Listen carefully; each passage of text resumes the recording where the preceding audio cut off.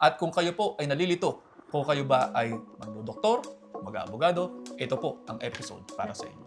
Yes. Yes. Wala sinabi. Hi! Ako si Atty. Shai. At ako po si Dr. Dex Macalintal at ito po ang Kalusugan. At Karapatan. How is the journey ng pagiging abogado compared dun sa na-reap nyo na benefits sa ngayon?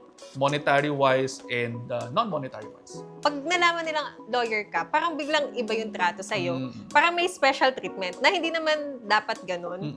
Tapos, kung sa monetary, yung ROI, feeling ko matagal siya sa amin. Kasi, syempre, yung binabayad sa amin ng client, based din sa ano mo sa experience mo Hindi katulad sa med, di ba, Doc? Parang katulad din sa inyo. Yung expertise namin kasi, inaaral namin and through experience as well. And then, yung kitaan, yung lagi kasi yung tinatanong ng mga to yung kitaan, no, hindi agad sa kitaan tayo lagi. Hindi agad-agad Kasi matagal ROI. Matagal yung ROI. Imagine, I started 2007 sa pag-aaral ng nutrition. Kasi yun yung kailangan, may BS ka Yun yung pre-med mo. And then, ngayon, 2025 na. So, do the math. That's 2025 minus 2007. I can say na ngayon pa lang ako nagsisimulang. Hindi, huwag kayo maniwala, guys. Huwag kayo maniwala sa sinasabi ni Doc. Hindi, joke lang. Ayun. Sa amin naman, matagal, feeling ko matagal, or dahil bago pa lang ako. Kasi 3 years pa lang ako 3 years pa lang ako sa practice.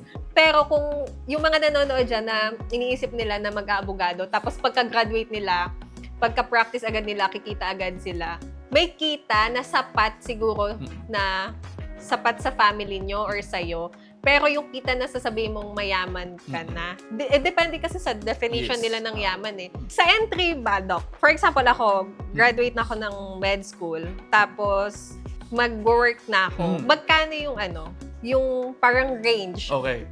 That's a good question. No, para sa mga gustong Or mag-doktor. iba-iba? Sige. Iba-iba kasi. So, yung mga doktor kasi, nagte-training kami after our GP. When you pass the board examination, pagkatapos ng iyong postgraduate internship na tinatawag, or yung 5th year mo sa med school. So, again, that's pre-med ng 4 to 5 years, and then medical school. And then after the medical school, postgraduate internship on your 5th year, and then the board exam.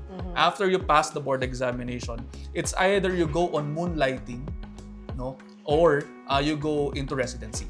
Okay. So, yung range na nakukuha natin o ng mga doktor ay depende sa iyong kagustuhan. No, kunyari, moonlighter ka. Pwede mong exhaust yung buhay mo na para mag-earn ka ng 100,000, 200,000.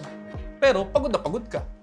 Whereas, kung mag-residency training ka na, or yung tinatawag na sub-specialization or specialization years mo, pwedeng mag-range yan depende kung saang hospital ka pupunta. Either government hospital or private hospital. In my experience, kapag ka private hospital, nag-range yan around 20,000 to 40,000 a month. Yun. Fix yun, Doc? Or hindi? Fix yun. Fix yun. Wala kang professional fee doon? Wala kang professional fee doon kasi you are considered as a resident. Okay. You are considered as a resident in training. Okay. And then, kung nasa public ka, dyan mas malaki. Kasi dyan papasok yung mga items, salary grade, ganyan. So, in the Philippines, usually ang mga doktor, kapag kapasok nila as resident sa mga ospital, papasok sila salary grade 21, which equates to around 60,000 to 65. Treatment na sa'yo, doctor ka na? Doktor ka. So, nagda-diagnose ka din? Nagda-diagnose ka, nagtitreat ka. Okay. At pero yung diagnosis mo at saka yung treatment mo, lahat may basbas ng consultant. Okay. So yun. So you are guided by a consultant. Pero isipin mo rin, kung nasa public hospital ka, gaano karaming pasyente makikita mo? Kung nasa private hospital ka, gaano karaming pasyente yung makikita mo? Pero, ang tanong ay, magiging alipin ka ba ng salapi o magiging alipin ka ng iyong profession? So, gano'n yun. Tanong ko sa iyo, attorney, kayo, pagkatapos nyo ng law, paano yung kitaan? Sa experience ko pag same sa pagiging doktor, pwede ka either sa government or sa private. Pag nag-private ka, ang range nung ako, 40 to 60. Yun yung entry level mo. Pero pag government, same lang din, I think, SG21. So, nasa 60 yun, no? Pero meron pa ata nasa 40 din eh. Ano bang salary grade pag 40? 18? Mga ganon. May mga government agency na salary grade 18. Depende sa agency na mapupuntahan mo. Kasi pwede kami judiciary. Ibig sabihin yung nasa court. Mga fiscal, clerk of court. Pwede din kami dun sa mga DepEd. So, sa executive naman yun. So, depende sa'yo. Pero yun Doc, ang range is 40 to 60 entry level. Pero pwede ka din magtayo ng sarili mong law office. Yun, mas malaki yun. Kasi may professional fee ka or acceptance fee. Pero ang mahirap doon, since bago ka. Sino magtitiwala agad sa'yo? Yes. Kasi based on experience talaga yung fee namin. So yun. parang pareho din bilang mga doktor. Kasi kung magtatayo ka ng private practice mo as a generalist, ang tanong ay, sino agad yung magtitiwala Yes. sa'yo? So, ganun din. Ganun Kaya, din, same. ang tingin na lang natin ay, anong gusto nyong gawin?